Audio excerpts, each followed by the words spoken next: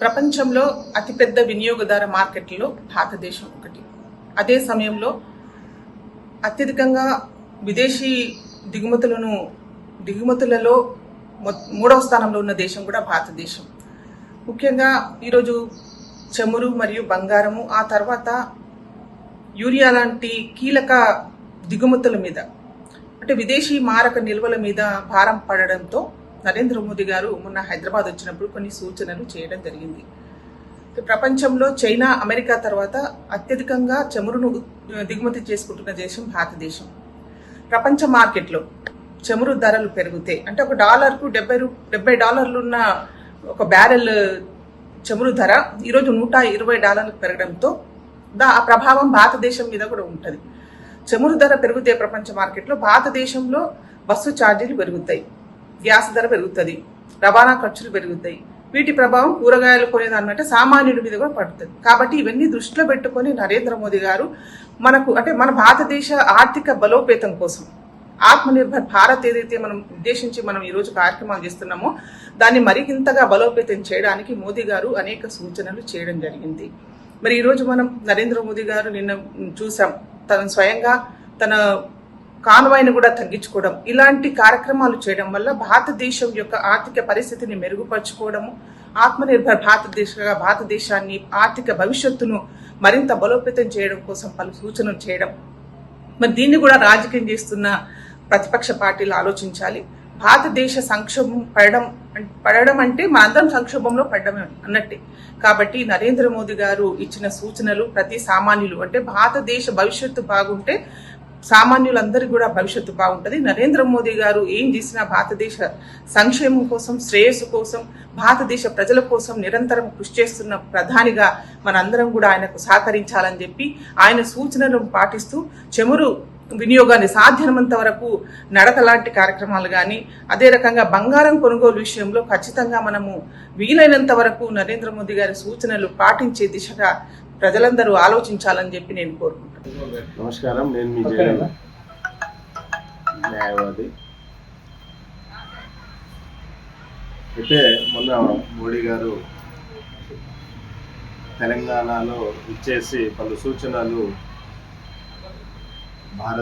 భారతీయులకు కొన్ని సూచనలు అంటే ఏదైతే పశ్చిమాసియా దేశాల్లో జరుగుతున్నటువంటి యుద్ధాలకు దృష్టిలో పెట్టుకొని మోడీ గారు కొన్ని సూచనలు చేశారు. ఒకటి, బంగారం ఏదైతే ఎక్కువ కొనాలి అనుకునే వాళ్ళు ఉన్నారో దాన్ని సంవత్సరం పాటు వాయిదా వేసుకోవడము మంచిది అని అన్నారు. ఎందుకనంటే ప్రస్తుత పరిస్థితులలో బంగారు ధర చాలా విపరీతంగా పెరిగి పేద మధ్యతరగతి వాళ్లకు చాలా ఇబ్బంది చేస్తుంది. కాబట్టి బంగారంపై ఆశని పెట్టుకోవడం కంటే బంగారం ఉంటేనే బతకగలము అనేదికైతే కాదు.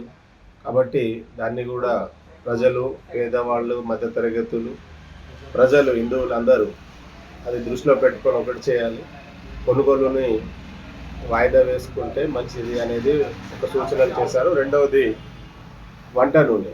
ఎందుకంటే వంట నూనె వాడకం అనేది మనకి ఇప్పుడు ప్రస్తుతం భారతదేశం నుండి రవాణా అయ్యే సరుకులన్నీ ఈ యుద్ధాల వలన ఆగిపోతుంది. కాబట్టి ఈ వంట నూనెల్ని కూడా మితంగా వాడాలి. యాక్చువల్గా డాక్టర్ సలహాలు కూడా అంతే, ఎక్కువ వాడడం వల్ల కూడా అనేక ఆరోగ్య పరిస్థితులు తలెత్తుతాయి. కాబట్టి మనం వంట నూనెని ఎంత మితంగా వాడితే అంత మంచిది అని డాక్టర్ కూడా సలహా ఇచ్చారు.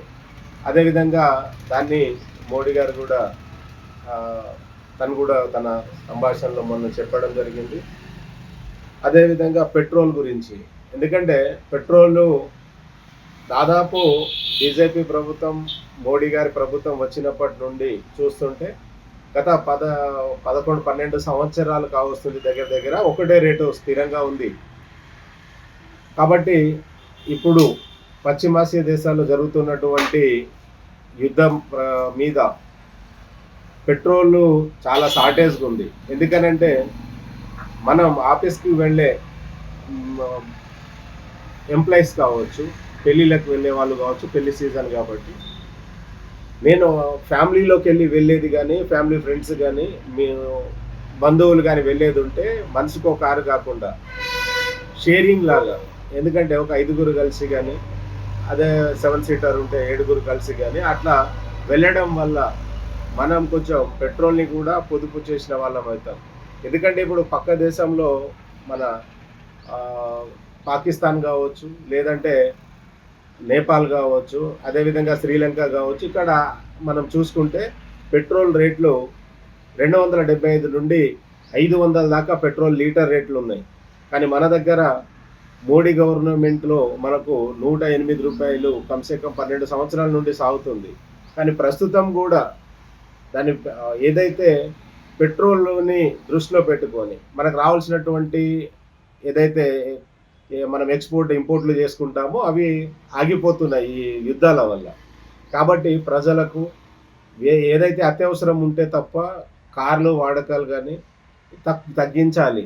అప్పుడు మనం కూడా ఇప్పుడు పొదుపు చేసిన వాళ్ళం, ఇప్పుడు మన దగ్గర పైసలు ఉన్నాయని చెప్పి అధిక పెట్రోల్ పెట్టుకొని తిరిగి చేయడం వల్ల పేదవాళ్ళకు రేపు చాలా రేట్ల ప్రైస్, ఇప్పుడు పెట్రోల్ తగ్గింది అనుకోండి రేట్లు పెరుగుతాయి. రేట్లు పెరిగితే ఎవరి మీదకి వస్తుంది?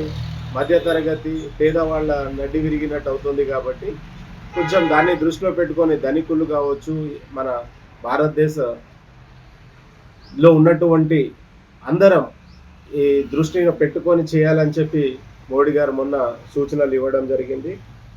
అదేవిధంగా ఏదైతే ఇప్పుడు కొన్ని ఐటీ సెక్టార్స్ ఉన్నాయి, వర్క్ ఫ్రమ్ హోమ్ అంటే ఇంతకుముందు ఏదైతే కరోనా సీజన్లో మనం వర్క్ ఫ్రమ్ హోమ్ చేసాం, అలా చేయడం వల్ల చాలా పర్యావరణాన్ని కూడా మనం దృష్టిలో పెట్టుకొని, అదేవిధంగా వర్క్ ఫ్రమ్ హోమ్ చేయడం వల్ల ట్రాన్స్పోర్టింగ్స్ వెళ్ళడం రావడము ఇవన్నీ దాని ద్వారా మనం ఏదైతే పెట్రోల్గా సేవ్ చేసిన వాళ్ళం అవుతాం. కాబట్టి వర్క్ ఫ్రమ్ హోమ్ని కొంచెం ఎక్కువ మంది ప్రయారిటీ ఇచ్చేలాగా చేయాలని చెప్పి మేము ఐటీ సెక్టార్లకు కూడా ఈ వేదికగా మేము ఆయన్ని అందరినీ కోరుతున్నాం. జై హింద్, జై భారత్. జై హింద్. ఇటీవల మన ప్రీతమ భారత ప్రధానమంత్రి హైదరాబాద్ పర్యటనకు వచ్చిన సందర్భం లోపల దేశ ప్రజలకు కొన్ని ముఖ్యమైన సూచనలు చేయడం జరిగింది. అయితే ఈ సందర్భంలో ఆయన ఈ సూచనలు ఎందుకు చేశారని చెప్పేసి చాలామంది విశ్లేషకులు, మేధావులు చర్చిస్తున్నారు.